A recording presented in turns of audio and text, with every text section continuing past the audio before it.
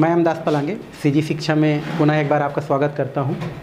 हम लोग देख रहे हैं कक्षा 12वीं का जो है फर्स्ट चैप्टर रसायन का फर्स्ट चैप्टर सॉलिड स्टेट, जिसमें हम लोग बहुत सारे जो है टॉपिक क्लियर कर चुके हैं। आज जो हम लोग पढ़ेंगे वो है हमारा अंतरकाशी रिक्तियाँ। ठीक है, तो आज का हमारा टॉपिक रहेगा भाई अंतरकाशी रिक्तियाँ। ठीक है, अंतरकाशी रिक्तियाँ। इससे पहले वाले क्लास में हम जो है समन्वय संख्या और संकुलन क्षमता के बारे में क्या कर चुके हैं, पढ़ चुके हैं। आज अंतरकाशी रिक्तियाँ के पास चलते हैं और देखते हैं कि अंतरकाशी रिक्तियाँ होता क्या है, कितने प्रकार का होता है, तो वो हम लोग देखने वाले हैं। यह है हमारा अंतरकाशी रिक्तियाँ। भाई ये इंपॉर्टेंट क्वेश्चन है परीक्षा के दृष्टिकोण से। तो ये जानते हैं कि अंतरकाशी रिक्तियाँ होता क्या है। क्योंकि हम पढ़ चुके हैं तो हमको पता है कि कोई भी जो क्रिस्टल होता है, ये क्रिस्टल बहुत सारे छोटे छोटे कणों के मिलने से बना होता है भाई, है ना। हम इससे पहले पढ़े हैं। तो कोई भी जो क्रिस्टल है, ये क्रिस्टल ऐसे बहुत सारे छोटे छोटे कणों के मिलने से बना होता है। तो ये जो कण होते हैं, जब उनको क्या करते हैं हम लोग व्यवस्थित करते हैं, या क्रिस्टल में ये जो अवयवी कण होते हैं, इनको व्यवस्थित करने से इनके बीच में कुछ क्या हो जाता है, हमारा रिक्तियाँ क्या हो जाता है, छूट जाता है। यही जो रिक्तियाँ होती है, यही आपकी क्या कहलाती है, अंतरकाशी क्या कहलाती है, रिक्ति कहलाती है। मतलब हम ये बोल सकते हैं कि जो क्रिस्टल जो होता है, उस क्रिस्टल में अगर अवयवी कणों को अगर क्या कर दिया जाए, व्यवस्थित कर दिया जाए, या उसके अंदर जो अवयवी कण होते हैं अगर उसको व्यवस्थित किया जाए, तो उनके बीच में कुछ क्या हो जाती है, रिक्तियाँ क्या हो जाती है, आपकी छूट जाती है। ये रिक्तियाँ ही क्या कहलाती है, आपकी अंतरकाशी रिक्तियाँ कहलाती है। यदि क्वेश्चन आता है कि अंतरकाशी रिक्तियाँ किसे कहते हैं, तो आप बता सकते हैं कि जो क्रिस्टल होता है, उस क्रिस्टल की बात करें तो क्रिस्टल के अंदर जो अवयवी कण होता है, उनके व्यवस्था होने के बाद उसमें कुछ रिक्तियाँ, उनके बीच में कुछ खाली स्थान क्या हो जाते हैं, छूट जाते हैं। कुछ रिक्त स्थान छूट जाते हैं, कुछ खाली स्थान छूट जाते हैं। इस प्रकार से वही आपकी क्या कहलाती है, अंतरकाशी रिक्तियाँ के नाम से जानी जाती है। तो ये हो गया भाई आपका अंतरकाशी रिक्ति।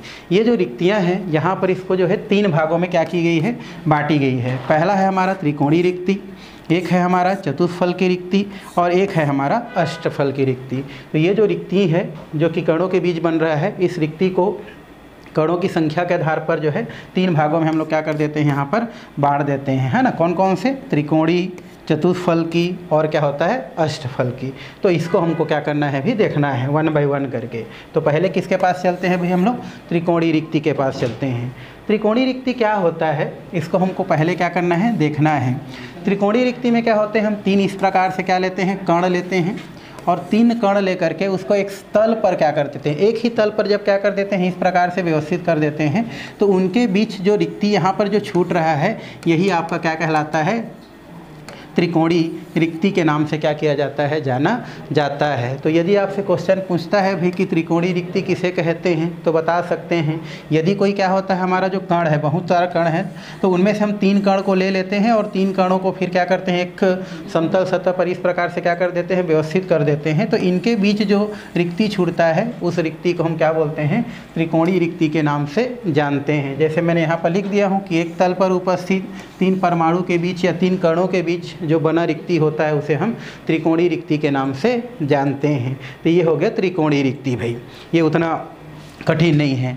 अब हम आगे कहाँ चलते हैं, चतुष्फल की रिक्ति के पास। चतुष्फल की रिक्ति क्या होता है, पहले हम लोग इसको समझते हैं। चतुष्फल की जो रिक्ति है, ये 4 गोलों से निर्मित होती है। गोला का मतलब होता है कण, है ना। कण मतलब होता है भाई अणु हो सकता है, परमाणु हो सकता है, आयन। तो हमारे जो चतुष्फल की रिक्ति होता है, अगर इसकी बात करें तो कितने कणों से या कितने गोलों से निर्मित होता है, 4 गोलों से क्या होता है, निर्मित होता है। जिनमें से 3 गोला जो होता है, कितना गोला हमारा, 3 गोला। 3 गोला क्या होता है, एक तल पर होता है इस प्रकार से, है ना। पहले जैसे त्रिकोणीय रिक्ति देखे, है ना। तो ये जो चतुष्फल की रिक्ति होता है, वो कितने गोला से, हमारा 4 गोला से निर्मित होता है। जिनमें से 3 गोला एक तल पर इस प्रकार से क्या होता है, व्यवस्थित रहता है। और इन तीनों रिक्ति के बीच में जो क्या हो जाता है, जो तीनों गोला के बीच में जो रिक्ति बनता है, इस रिक्ति को क्या करते हुए, ढकते हुए चौथा गोला क्या होता है, उसके ऊपर या तो क्या होता है, नीचे जब व्यवस्थित होता है, तो उनसे जो प्राप्त रिक्ति होता है इनके बीच, वो क्या कहलाता है, आपका चतुष्फलकी रिक्ति के नाम से जाना जाता है। जैसे आपको दिख रहा होगा कि इसमें जो है हमारा 3 गोला इस प्रकार से एक ही तल पर है और यहाँ से जो रिक्ति बन रहा है इस रिक्ति को ढकते हुए एक चौथा गोला इस प्रकार से क्या कर दिया गया है, लगा दिया गया है। तो इस प्रकार से ये चौथा गोला क्या होता है, 3 जो कण होता है जो एक तल पर होता है और उनसे जो रिक्ति बनता है उस रिक्ति को ढकते हुए चौथा गोला को या तो ऊपर या तो नीचे क्या कर दिया जाता है, जब व्यवस्थित कर दिया जाता है तो यहाँ से जो रिक्ति बनता है वो रिक्ति आपका क्या कहलाता है, हमारा चतुष्फलकी रिक्ति के नाम से जाना जाता है या चतुष्फलकी रिक्ति कहते हैं। तो इस तरीक़ा से आप क्या बता सकते हैं भाई, चतुष्फलकी रिक्ति बता सकते हैं कि चतुष्फलकी रिक्ति क्या होता है। तो ये जो रिक्ति होता है वो 4 गोलों से क्या होता है, निर्मित होता है, जिनमें से 3 गोला क्या होता है, एक तल पर होता है और इन तीनों गोलों से बना जो क्या होता है, रिक्ति होता है, उसको ढकते हुए जो चौथा गोला होता है या चौथा जो कण होता है उसको इसके ऊपर या तो नीचे जब क्या कर दिया जाता है, व्यवस्थित कर दिया जाता है। तो वहाँ पर 4 गोलों के बीच में जो क्या होता है, जो रिक्ति बनता है ना, जो कि 4 गोलों को क्या करता है, स्पर्श करते रहता है, तो वो जो रिक्ति है वो क्या कहलाता है, हमारा चतुष्फलकी रिक्ति कहलाता है। और ये केंद्र बिंदु जो है समचतुष्फलक के चारों कोनों को क्या करता है, टच करता है या उसको क्या करता है, स्पर्श करता है। तो उसे हम क्या कहते हैं, चतुष्फलकी रिक्ति के नाम से जानते हैं। ये जो चतुष्फलकी रिक्ति होता है, जब इसका हम अध्ययन करते हैं तो पता चलता है कि इस चतुष्फलकी रिक्ति को बनाने में 2 कण क्या करता है, योगदान देता है। ठीक है, मतलब चतुष्फलकी निर्माण में कितने कण, 2 कण योगदान देता है। और यहाँ पर कणों की संख्या को किससे दर्शाया जाता है, हमारा n से दर्शाया जाता है। चूँकि इसमें क्या होता है, कणों की संख्या को n से दर्शाते हैं और एक चतुष्फलकी रिक्ति को बनाने के लिए कितना कण जो है अपना योगदान दे रहा है, 2 कण योगदान दे रहा है। इसलिए इसको दर्शाने के लिए हम क्या करते हैं, 2n को से क्या करते हैं, इसको प्रदर्शित करते हैं। 2n का मतलब ये होता है कि ये जो है 2 है, अर्थात ये 2 गोला जो है एक चतुष्फलकी रिक्ति को रिप्रेजेंट करता है, इसलिए 2। और ये क्या होता है, नंबर आप क्या होता है, हमारा पार्टिकल होता है, मतलब कणों की संख्या होता है। तो इस प्रकार से चतुष्फलकी रिक्ति को किसी सेल में काउंट करने के लिए हम लोग जो है किस फार्मूला का प्रयोग करते हैं भाई, 2n फार्मूला का क्या करते हैं, उपयोग करते हैं। इसका मतलब ये है कि आप 3 प्रकार के क्या पढ़े हैं, इसमें सेल पढ़े हैं, जैसे SSC पढ़े हैं, BCC पढ़े हैं और क्या पढ़े हैं आप, FCC पढ़े हैं। तो तीनों में आप देखे होंगे इसमें कणों की संख्या कितना होता है, 1 होता है, इसमें कणों की संख्या 2 होता है और FCC में कणों की संख्या कितना होता है, 4 होता है। क्योंकि यहाँ पर कण की संख्या आपको दिख रहा है, तो ये जो कण की संख्या हो किसके जगह हम रखेंगे, इसको n की जगह रखेंगे और उसके बाद उसको 2 से क्या कर देंगे, गुणा कर देंगे। तो आपको जो है पता चल जाएगा कि BCC में कितना चतुष्फलकी रिक्ति होगा और FCC में कितना चतुष्फलकी रिक्ति होगा। जैसे BCC की अगर हम बात करें तो BCC में टोटल कणों की संख्या कितना है, 2 है। तो हम यहाँ पर n की जगह कितना रख देंगे, 2, चूँकि कितना से गुणा है करना है इसको, 2 से, तो 2 दूनी कितना हो जाता है हमारा, 4। यहाँ पर मतलब BCC में हमारा जो है चतुष्फलकी रिक्ति की संख्या कितना होता है, 4 होता है। अगर हम FCC में बात करें तो FCC में कितना है, 4 है। इस 4 को हम किसके जगह रख देंगे भाई, हम लोग n के जगह रख देंगे और चूँकि उसमें 2 है तो 2 से अगर गुणा कर देंगे तो कितना हो जाएगा, 4 दूनी 8। अर्थात यहाँ पर क्या होता है, FCC में अगर हम जो है चतुष्फलकी रिक्ति देखें तो वो आपका क्या होता है, उसकी संख्या टोटल 8 होता है। तो इस फार्मूला से हम जो है चतुष्फलकी रिक्ति की संख्या किस प्रकार के सेल में कितना है उसको हम क्या कर सकते हैं, बता सकते हैं, है ना। किसके आधार पर, n का जो है नंबर है, कण की संख्या है तो कण की संख्या रख दो, 2 से क्या कर दो, गुणा कर दो, वहाँ से चतुष्फलकी रिक्ति आपको क्या हो जाता है, प्राप्त हो जाता है। तो ये हो गया भैया आपका चतुष्फलकी रिक्ति। सरल है ना, उतना कठिन नहीं है। आपको लिखना कैसा है, अगर पूछता है कि चतुष्फलकी रिक्ति किसे कहते हैं तो आपको बताना है कि चतुष्फलकी जो रिक्ति होता है वो कितने गोलों से निर्मित होता है, आपका 4 गोलों से निर्मित होता है या 4 कणों से निर्मित होता है, जिसमें से 3 जो कण होता है, ये 3 कण क्या होता है, इस प्रकार से एक तल पर होता है और उन तीनों कणों से जो रिक्ति बनता है उस रिक्ति को ढकते हुए चौथा गोला को या तो ऊपर या तो नीचे व्यवस्थित कर देते हैं। इस प्रकार 4 गोलों के बीच में जो क्या बनता है, जो रिक्ति बनता है, जो कि चारों गोलों के केंद्र बिंदु रहता है, तो उन चारों गोलों के बीच में जो रिक्ति बना है वो क्या कहलाता है, हमारा चतुष्फलकी रिक्ति के नाम से क्या किया जाता है, जाना जाता है। और चतुष्फलकी रिक्ति कौन सा सेल में या कौन से क्रिस्टल में कितना है उसको 2n से क्या किया जा सकता है, दर्शाया जा सकता है। जैसे मैंने आपको बताया कि BCC में अगर हम देखते हैं तो कणों की संख्या 2 होता है, तो 2 से गुणा कर देंगे तो 4 आएगा। FCC में कितना होता है, 4 होता है, तो 4 रख के 2 से गुणा कर देंगे तो 8 आता है। तो इस तरीक़े से चतुष्फलकी रिक्ति को क्या किया जा सकता है, समझाया जा सकता है। बताया जा सकता है भाई। अब हम चलते हैं इसके लक्षण के पास, है ना। चतुष्फल की रिक्ति के अपने क्या होते हैं, कुछ लक्षण होते हैं। तो पहला इसमें लक्षण जैसे आपको दिया गया है कि जो अभी चार गोलों के बीच में जो क्या बना है हमारा चतुष्फल की जो रिक्ति बना है, इस रिक्ति का अगर हम आकार की बात करें, साइज की अगर हम बात करें, तो इस रिक्ति का जो आकार होता है वो उसको बनाने वाले जो कण होते हैं उसका अपेक्षा क्या होता है हमारा, छोटा होता है भाई। तो होगा ही, जैसे उस रिक्ति को कितना कण बना रहा है, टोटल 4 कण मिल करके बना रहा है, तो वो जो कण का आकार होगा वो बड़ा होगा और उसके मिलने से जो रिक्ति बना है उसका आकार क्या होगा, छोटा होगा। तो जिसको हम लोग लिख दिए हैं कि रिक्ति का आकार जो है रचक गोले, मतलब बनाने वाला जो उस रिक्ति को बनाने वाला गोला है उसके तुलना में क्या होता है आपका, कम होता है। तो भाई ये जाहिर सी बात, ये बड़ा होगा और इन्हीं से क्या बन रहा है, ये रिक्ति बन रहा है। अतः उस रिक्ति का जो क्या होगा आपका, जो साइज होगा वो क्या होता है आपका, छोटा होता है। तो इस प्रकार से इसका पहला लक्षण क्या किया जा सकता है, लिखा जा सकता है। दूसरा अगर हम लक्षण की बात करें तो दूसरा लक्षण क्या दिया है हमारा, समन्वय संख्या, है ना। समन्वय संख्या आप पहले पढ़ चुके हैं भाई।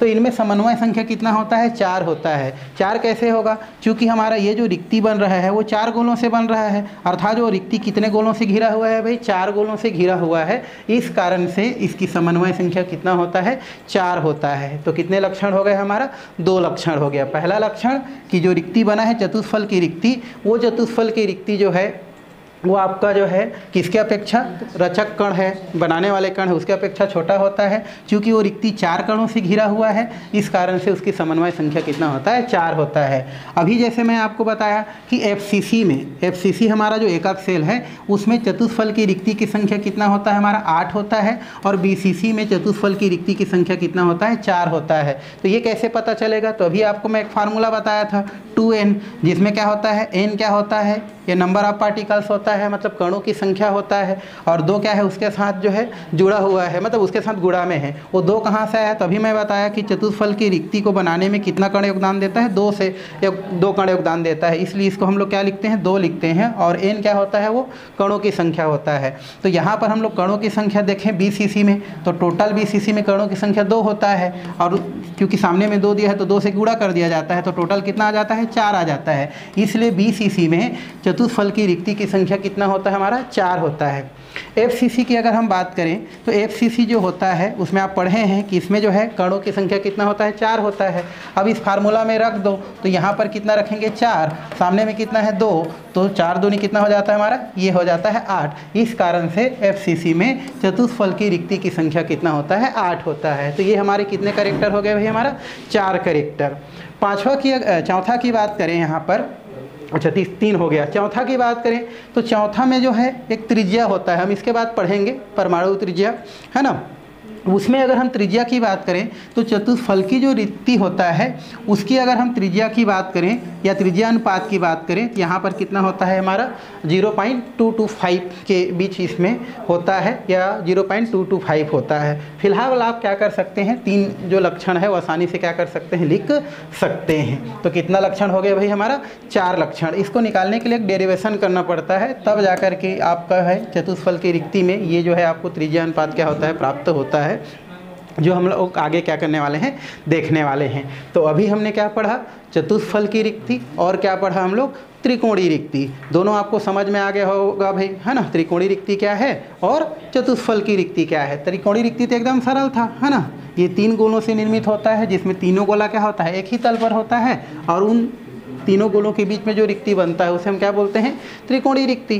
चतुष्फल की रिक्ति 4 गोलों से निर्मित होता है, जिसमें 3 गोला क्या होता है, एक तल में होता है, और चौथा गोला जो है इन तीनों कणों से जो रिक्ति बनता है उसके ऊपर या नीचे होता है। तो उन चारों गोलों के जो बीच में रिक्ति बनेगा वो क्या कहलाता है, चतुष्फल की रिक्ति कहलाता है। और ये कुछ क्या हो गया, लक्षण हो गया। तो ये हो गया हमारा 2 रिक्ति। अब हम चलते हैं नेक्स्ट जो रिक्ति है ना, हमारा तीसरा नंबर का, ये हमारा कौन सा रिक्ति है भाई, अष्टफल की रिक्ति है ना। अष्टफल की रिक्ति जो होता है ये रिक्ति 6 गोलों से निर्मित होता है। आप इस प्रकार से लिख सकते हैं, है ना। हमारा जो अष्टफल की रिक्ति होता है वो कितने गोलों से निर्मित होता है भाई, 6 गोला से, है ना। 6 गोला मतलब 6 कण से निर्मित होता है ना। जिनमें से 4 गोला जो होता है ना, वो एक तल में होता है, जैसे ये आपको दिख रहा है ना। ये जो है 4 गोला, टोटल हमारा 6 गोला है ना इस रिक्ति को बनाने में। उनमें से 4 गोला क्या होता है, एक तल में होता है ना। जैसे ये हमारा एक सतह है तो एक तल में 4 गोला जो है रहता है। अब इन चारों गोलों के बीच क्या होता है, अगर हम देखें तो एक वर्ग का क्या करता है, ये निर्माण करता है ना। तो इसमें से 4 गोला जो होता है एक तल में होता है, और किस प्रकार से ये व्यवस्था होता है, ये वर्गाकार व्यवस्था होता है ना। जैसे एक दूसरे की करते हैं तो इसका उसका केंद्र जो होता है कि वर्ग के चारों होता है, मतलब ये जो होता है वर्ग के चारों ओर होता है। तो यहाँ पर 4 गोलों के बीच में जो रिक्ति बना है, या वर्गों का जो इसका केंद्र बिंदु है वो 4 वर्गों के बीच में है। तो ये जो रिक्ति होता है, इस रिक्ति को ढकने के लिए एक गोला क्या लेते हैं हम लोग, जो 5वां गोला होते हैं उसको उसके ऊपर ढक देते हैं, और 6वां गोला लेते हैं उसको उस साइड ढक देते हैं, मतलब एक ऊपर और एक नीचे जब क्या कर देते हैं, व्यवस्थित कर देते हैं, तो उसके बीच में जो क्या बनता है, हमारा जो रिक्ति बनता है, जो कि 6 गोलों से क्या रहता है, घिरा रहता है। तो वो जो रिक्ति बनता है, वो रिक्ति आपका क्या कहलाता है, हमारा अष्टफल की रिक्ति के नाम से क्या किया जाता है, उसको जाना जाता है, अष्टफल की रिक्ति कहते हैं।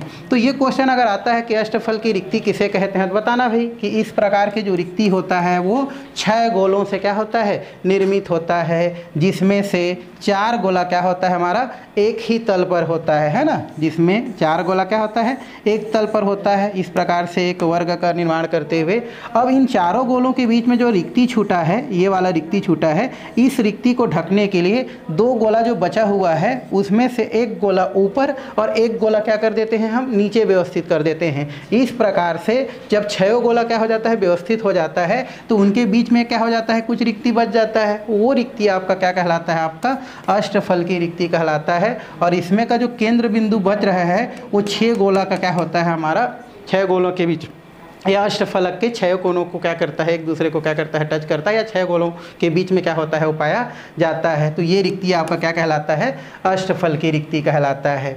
ये हो गया आपका अष्टफल की रिक्ति के बारे में। अगर ये जो रिक्ति की अगर हम देखें संरचना, तो संरचना कुछ क्या होता है आपका, इस तरीक़ा से क्या होता है, दिखाई देता है। रुकिए इसको बनाते हैं कि किस प्रकार से इसमें क्या होता है, संरचना पाया जाता है भाई। चलिए तो इसके हम संरचना बना देते हैं अष्टफल की। यहाँ से कैसे निकल के जाएगा, तो ये आपका इस प्रकार से आप क्या कर सकते हैं, बना सकते हैं। अब यहाँ से आपको इस प्रकार से ले लेना है, ये जो है इसी प्रकार आपको सेम सीध में ये हो गया हमारा। अब इसमें हम क्या करते हैं कि ये वाला जो हमारा कण है उसको हम लोग यहाँ से इस प्रकार इसको जोड़ दिए, इसको हम लोग क्या करते हैं, यहाँ से जोड़ दिए। सेम हम क्या कर देते हैं, ये वाला जो स्थिति है, ये जो है इसको हम लोग क्या कर देते हैं, यहाँ से, और इसको कर देते हैं यहाँ से। तो इस प्रकार से ये जो रिक्ति है कुछ इस टाइप का क्या होता है, दिखाई देता है, जिसमें आपको जो है अष्टफल की रिक्ति है, मतलब अष्टफलक यहाँ से आपको क्या होता है, दिखता है। कौन कौन से, जैसे एक फलक हम इसको मान लेते हैं 1, ये हो गया आपका 2, ये हो गया आपका 3, ये हो गया आपका 4, उसके अलावा ये हो गया आपका 5, ये हो गया आपका 6, ये हो गया आपका 7, और ये हो गया आपका 8। और ये जो हमारा बना है वो क्या कहलाता है, आपका रिक्ति होता है, जो कि 8 फलकों से घिरा रहता है। इस कारण इसे हम क्या बोलते हैं, अष्टफल की रिक्ति के नाम से जानते हैं। ये हो गया अष्टफल की रिक्ति। अब अष्टफल की रिक्ति को बनाने में ना एक कण योगदान देता है। जैसे चतुष्फल की रिक्ति को बनाने में कितना कण योगदान देता था भाई, हमारा 2 कण। अष्टफल की रिक्ति को जो है बनाने में 1 कण योगदान देता है। इसलिए जो है यहाँ पर इनको दर्शाने के लिए हम लोग केवल क्या लेते हैं, एन ही लेते हैं, क्योंकि चतुष्फल की रिक्ति को जो है 2 कण बनाता था, इसलिए उसको क्या लिखते थे हम लोग, 2n लिखते थे। बट इसमें 1 कण जो है एक अष्टफल की रिक्ति को बना रहा है, इसलिए जो है 2 करने की ज़रूरत नहीं है। इसलिए केवल इसको जो है दर्शाने के लिए हम लोग कितना का प्रयोग करते हैं, एन का ही उपयोग करते हैं। मतलब हम जो है कणों की संख्या के आधार पर बता सकते हैं कि किसमें अष्टफल की रिक्ति की संख्या कितना है। जैसे एसएससी की बात करें, या बीसीसी की बात करें, या एफसीसी की बात करें। जैसे बीसीसी की बात करें तो इसमें कितना होता है, हमारा 2 कण होता है। एसएससी में कितना होता है, 1 कण होता है। और एफसीसी में कितना होता है, हमारा 4 कण होता है। मतलब जितना कण दिख रहा है वही उसकी क्या है, अष्टफल की रिक्ति की संख्या है। कहने का मतलब ये है कि हमारा जो एफसीसी है उसमें टोटल कितना कण है, 4। अर्थात एफसीसी संरचना में टोटल जो है अष्टफल की रिक्ति की संख्या कितना होता है, 4 होता है। अगर हम बीसीसी की बात करें, कितना कण हो रहा है, इसमें 2 कण होता है। अर्थात उसमें अष्टफल की रिक्ति की संख्या कितना होगा, 2, है ना। और एसएससी की बात करें तो उसमें 1 हो जाता है। मतलब जितना कण उतना अष्टफल की रिक्ति। और पहले वाला में क्या था, है ना, 2 से गुणा था मतलब जस्ट डबल। तो इस प्रकार से हम क्या कर सकते हैं, अष्टफल की रिक्ति के बारे में बता सकते हैं और लिख सकते हैं भाई। तो ये हो गया अष्टफल की रिक्ति। इस रिक्ति के अपने कुछ क्या होते हैं, लक्षण होते हैं पहले जैसे, है ना। इसके क्या है पहले लक्षण, तो उसमें जैसे चतुष्फल की रिक्ति का अपना त्रिज्या अनुपात था, वैसे इसका क्या होता है, त्रिज्या अनुपात होता है, जो हम आगे क्या करने वाले हैं, पढ़ने वाले हैं। इसका त्रिज्या अनुपात कितना होता है आपका, 0.414 होता है ना। त्रिज्या अनुपात जस्ट हम लोग पढ़ने वाले हैं भाई। दूसरा अगर हम लक्षण की बात करें तो दूसरा लक्षण क्या होता है, इसमें ये दिया गया है कि जो 2 प्रकार की रिक्ति पढ़े हैं, है ना, एक अभी चतुष्फल की और एक अष्टफल की। तो जो अष्टफल की रिक्ति है, अष्टफल की क्या है जो रिक्ति है, उसका अगर हम साइज की बात करें और अभी हम पढ़े हैं अष्टफल की रिक्ति, उसकी साइज की बात करें तो दोनों में क्या होता है, अंतर होता है। मतलब चतुष्फल की जो रिक्ति होता है, ये चतुष्फल की रिक्ति क्या होता है, छोटा होता है, किसके अपेक्षा, अष्टफल की के अपेक्षा। इसलिए यहाँ पर लिख दिए हैं कि अष्टफल की रिक्ति क्या होता है, चतुष्फल की रिक्ति से बड़ा होता है। या आप ये भी लिख सकते हैं कि चतुष्फल की रिक्ति छोटा होता है, किसके अपेक्षा, अष्टफल की रिक्ति की अपेक्षा। तो ये दूसरा इसके लक्षण के अंतर्गत आता है। क्योंकि इस रिक्ति में क्या होता है, जो रिक्ति है वो 6 गोलों से क्या है, घिरा हुआ है, इसलिए इसकी जो समन्वय संख्या होता है वो क्या होता है आपका 6 होता है। कैसे, क्योंकि यहाँ पर देखो 6 गोलों से क्या है हमारा निर्मित है, तो ये 6 गोलों से क्या हुआ है, घिरा हुआ है, इसलिए इसकी जो है समन्वय संख्या कितना होता है आपका 6 होता है। तो कितने प्रकार के रिक्ति हो गए भाई, 3 प्रकार का। एक हो गया आपका त्रिकोणी, है ना, एक हो गया आपका चतुष्फल की और एक हो गया आपका अष्टफल की। तो इस तरीक़ा से ये तीनों जो होता है वो बोर्ड के लिए इंपॉर्टेंट होता है भाई। तो इसको आपको अच्छा से क्या करना है, लिखना है। तो और साथ में परिभाषा भी लिखना है, अंतरकाशी रिक्तियाँ क्या हैं, जिसको मैं आपको बताया हूँ, है ना, कि कोई भी क्रिस्टल में जो कण होते हैं, है ना, जब वो व्यवस्थित होते हैं तो उनके बीच में कुछ रिक्ति छूट जाता है, वो रिक्ति आपकी क्या कहलाती है, अष्टफल की रिक्ति कहलाती है। तो इस तरीक़ा से हमने किसको पढ़ लिया भाई, रिक्ति को पढ़ लिया। अब हमारा जो है अगला जो टॉपिक है वो हमारा क्या है भाई, त्रिज्या अनुपात, और साथ में क्या है, त्रिज्या अनुपात नियम है ना, ये ना नहीं हिलता है भाई, है ना। ओके, तो हमारा अगला का टॉपिक क्या है हमारा, ये है हमारा त्रिज्या अनुपात, रेडियस रेशियो बोलते हैं, है ना, और ये है हमारा त्रिज्या अनुपात का नियम। तो हमको दोनों को देखना है। पहले हमको क्या देखेंगे भाई, त्रिज्या अनुपात। त्रिज्या अनुपात क्या होता है, ये भी इंपॉर्टेंट क्वेश्चन है 12th क्लास के लिए। त्रिज्या अनुपात क्या होता है, त्रिज्या, देखो त्रिज्या अनुपात को हम जानने के लिए हम लोग चलते हैं आयनिक जो हमारा क्रिस्टल होता है उसके पास, या आयनिक जो होता है ठोस उसके पास चलते हैं हम लोग थोड़ा सा, ठीक है। तो कहाँ पर चलते हैं हम लोग, आयनिक ठोस। आयनिक ठोस, आयनिक ठोस का मतलब क्या होता है भाई, जैसे हमारे पास एक आयनिक ठोस क्या होता है, NaCl, नमक जिसको बोलते हैं, ठीक है। इस NaCl में क्या होता है, हमारा जो सोडियम होता है वो प्लस आयन वाला होता है और ये क्या होता है, माइनस होता है। आयनिक ठोस वे ठोस होते हैं जो इलेक्ट्रॉन के लेन देन के फलस्वरूप बनते हैं। मतलब यहाँ पर सोडियम क्या करता है, इलेक्ट्रॉन डोनेट कर देता है, उस इलेक्ट्रॉन को क्लोरीन क्या करता है, एक्सेप्ट करता है, और इस प्रकार यहाँ पर इलेक्ट्रॉन के लेन देन से जो हमारा एक यौगिक तैयार होता है, ये हमारा क्या होता है, हमारा आयनिक यौगिक या आयनिक ठोस होता है। आयनिक ठोस में क्या होता है, प्लस माइनस रहता है।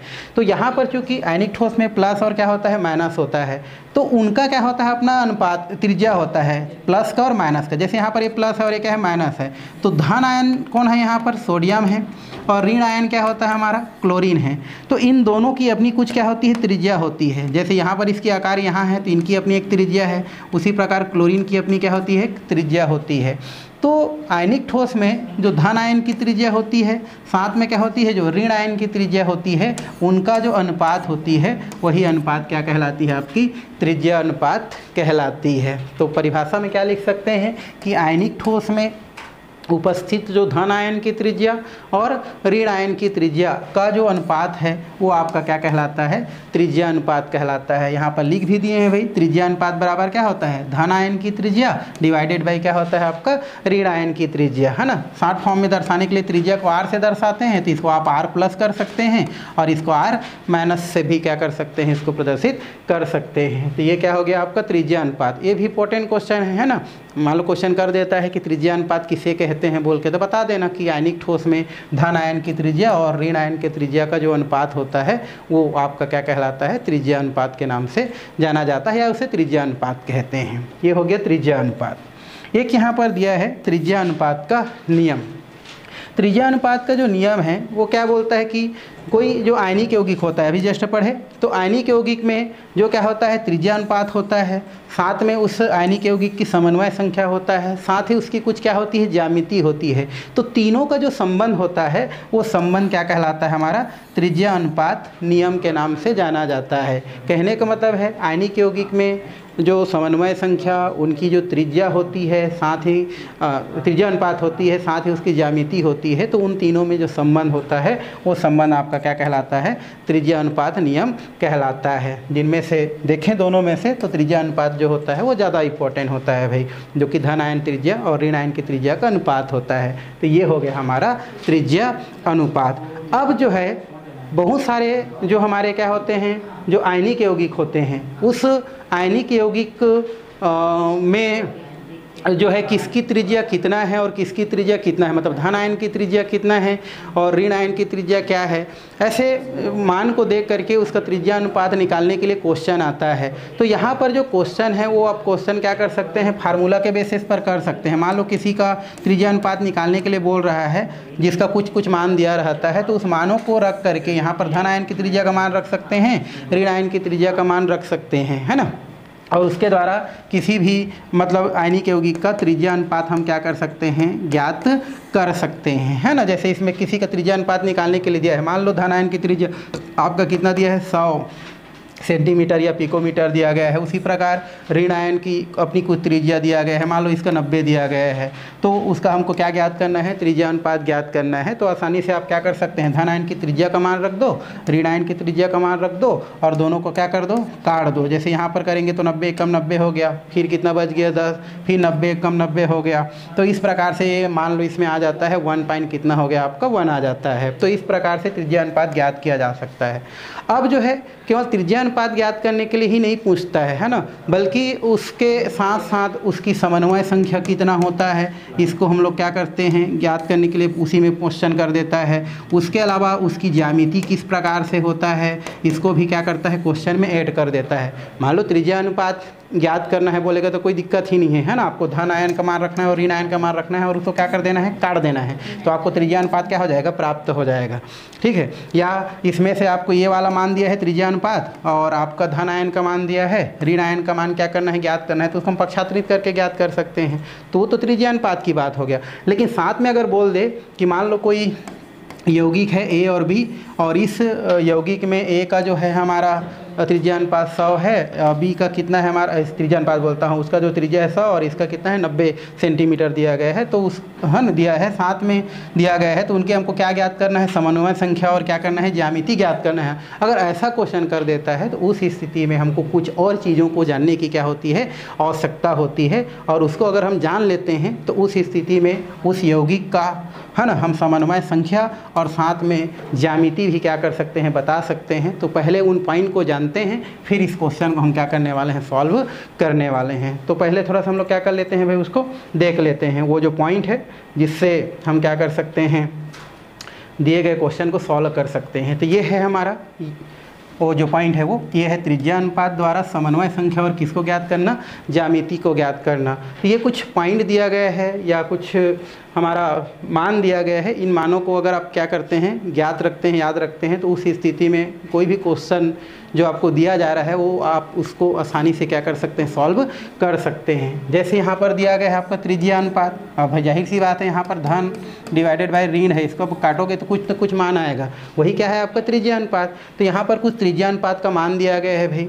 अब जो है त्रिज्या अनुपात का मान जैसे दिया है पहले नंबर में, इसका मान कहाँ से स्टार्ट होता है, 0 से, और 0 से कहाँ तक जाता है हमारा, 0.155 के पास जाता है, ठीक है। तो यदि आपका धन आयन और ऋण आयन का त्रिज्या आपको दिया गया है और उसको अगर आप क्या करते हैं, काट देते हैं, तो उस स्थिति में अगर मान हमारा 0 से लेकर के 0.155 के बीच आता है, तो उस स्थिति में उस दिए गए जो आयनिक ठोस है उनकी समन्वय संख्या हमेशा कितना होगा, 2 अनुपात होगा। मान लो आपको कोई मान दिया गया है, जैसे 50 दिया गया है डिवाइड बाई 60 दिया गया है। ये 50 वाला धन आयन की त्रिज्या है, 60 वाला किसका है, ऋण आयन की त्रिज्या है। और इन दोनों को अगर हम काटते हैं और काटने का बाद जो है, काटने के बाद हमारा मान इनके बीच आता है, 0 से लेकर के कहाँ तक, 0.155 के बीच आता है। तो समझ लो दिए गए यौगिक का समन्वय संख्या कितना होगा भाई, हमारा 2 होगा। तो ये एक हमारा सूत्र भी है, ये मान सकते हैं हम लोग। ये तो हो गया समन्वय संख्या। अगर इसके इन दोनों को काटने से इनके बीच का मान आता है तो हमेशा समन्वय संख्या कितना होगा भाई, आपका 2 होगा। अब जो है अगर ऐसा होता है, समन्वय संख्या पता चल गया, तो उस स्थिति में यदि समन्वय संख्या कितना होगा, 2 होगा, तो उसकी जो ज्यामिति है वो क्या होगा, आपका रेखीय होगा भाई, है ना। तो देखो यहाँ से यहाँ के बीच में अगर इन दोनों को काटने से मान आया तो उस स्थिति में समन्वय संख्या कितना होगा, 2 होगा। और समन्वय संख्या 2 आया तो संरचना कैसा होगा, आपका रेखीय होगा। तो इसको आपको क्या करना है, ध्यान में रखना है, ठीक है। उदाहरण के लिए तो यही नहीं होगा, ऐसे बहुत सारा होगा इसमें। तो ये हमारा फिलहाल हाइड्रोजन फ्लोराइड है ना। तो ये और होगा, ऐसे ऐसे बहुत सारे उदाहरण होंगे, लेकिन फिलहाल एक उदाहरण हम यहाँ पर रख दिए हैं। आपको मेन इतना को याद रखना है कि ये वाला मान आया बीच में, अगर हमारा त्रिज्या अनुपात भाग देने से, तो समन्वय संख्या हमेशा कितना होगा, 2 होगा। और संरचना कैसा होगा, आपका रेखीय होगा। अब मान लो हम लोग क्या करते हैं, धन आयन की त्रिज्या दिया है और ऋण आयन की त्रिज्या आपको दिया गया है, और उस दौरान दोनों को काटते हैं और त्रिज्या अनुपात कितना आ जाता है, 0.155 से लेकर के 0.22 क्या होता है, 5 के बीच में आता है ना। मान लो मान दिया गया है भाई, धन आयन का मान दिया है और ऋण आयन का मान दिया है, और इन दोनों को हम लोग क्या कर देते हैं, काट देते हैं। इन दोनों को क्या करते हैं, काटते हैं। तो हमारा जो मान आता है, अगर वो किसके किसके बीच आता है, 0.155 से लेकर के 0.225 के बीच आता है, तो उस स्थिति में उस यौगिक का समन्वय संख्या कितना होगा भाई, 3 होगा। चाहे वो कोई भी हो, है ना, हमेशा उसकी समन्वय संख्या कितना होगा, 3 होगा। और संरचना कैसा होगा भाई, उसका त्रिकोणीय होगा, ठीक है। तो यहाँ से यहाँ बीच में अगर आए तो उस स्थिति में समन्वय संख्या 3 होगा और संरचना हमेशा कैसा होगा, त्रिकोणीय होगा। अब वो कोई भी यौगिक हो सकता है, कुछ यौगिक का हमने नाम यहाँ पर दे दिए हैं, जैसे बोरान ऑक्साइड B2O3 होता है, उसके अलावा बोरान नाइट्राइड, ये कुछ ऐसे यौगिक हैं जिसमें आपका वो देखें, उसकी ज्यामिति देखें तो त्रिकोणीय होता है, समन्वय संख्या आपका 3 होता है, और उनके मान को अगर हम रखें तो इन दोनों के बीच में क्या होता है, उसका मान आता है। तीसरा जो मान दिया गया है वो मान दिया है आपका कहाँ से कहाँ, 0.225 से लेकर के 0.414 के बीच दिया गया है। तो फिर वही है, यदि धन आयन और ऋण आयन की त्रिज्या को अगर हम क्या कर देते हैं, डिवाइड कर देते हैं, और हमारा मान जो होता है वो 0.225 से लेकर के 0.414 के बीच आता है, उस स्थिति में उस यौगिक का या उस आयनिक यौगिक का जो समन्वय संख्या होता है वो कितना होता है, 4 होता है। और समन्वय संख्या अगर 4 आ जाए तो उसमें जो संरचना बनता है वो कैसा संरचना होता है, आपका चतुष्फल की संरचना वहाँ पर क्या होता है, प्रदर्शित होता है। कुछ यौगिक जिसमें चतुष्फल की संरचना देखने को मिलता है वो दिया गया है, जैसे जिंक सल्फाइड, और ये होता है हमारा मैग्नीशियम दिया गया है हमारा, इसको भी काट देते हैं। इसको फिलहाल हम लोग क्या ले लेते हैं, जिंक सल्फाइड। ये हो गया जिंक सल्फाइड। अब हमारा जो मान है उसको और आगे बढ़ाते हैं। मान लो हमारा त्रिज्या अनुपात का मान कहाँ से कहाँ के बीच आता है, 0.414 से लेकर के 0.732 के बीच में आता है। तो उस स्थिति में उस यौगिक की समन्वय संख्या कितना होगा, 6 होगा, और उसकी संरचना कैसा होगा भाई, अष्टफलकी होगा, है ना।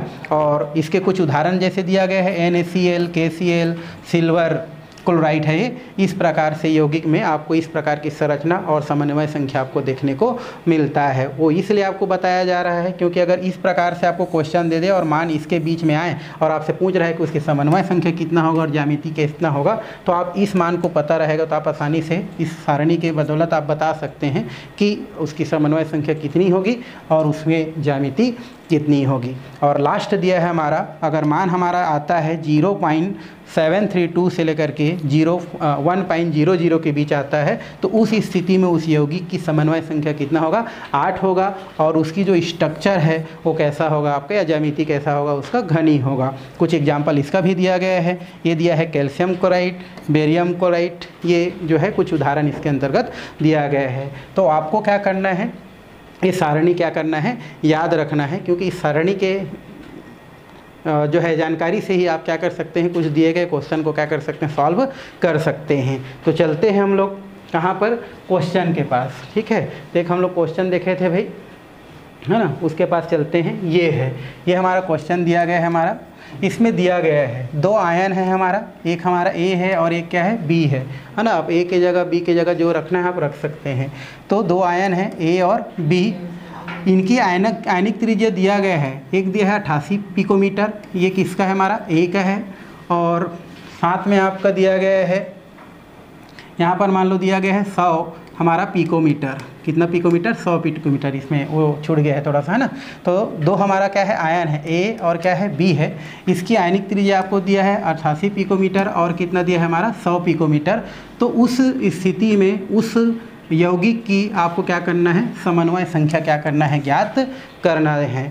तो समन्वय संख्या ज्ञात करने के लिए आपको क्या करना पड़ेगा, 2 आयन कौन कौन सा दिया है भाई ए और साथ में क्या दिया है हमारा बी, इसका जो मान दिया गया है वो कितना दिया है हमारा 88 पिकोमीटर और डिवाइडेड बाई कितना दिया है मान लो 100 पिकोमीटर यहाँ पर दिया गया है। ठीक है, तो पिकोमीटर को तो लिखने की क्या है ज़रूरत नहीं है, हमको सिर्फ क्या करना है मान को रखना है। तो उतना हम लोग क्या करते हैं मान को रखते हैं। चलिए सॉल्व करते हैं, क्या करते हैं हम लोग सॉल्व।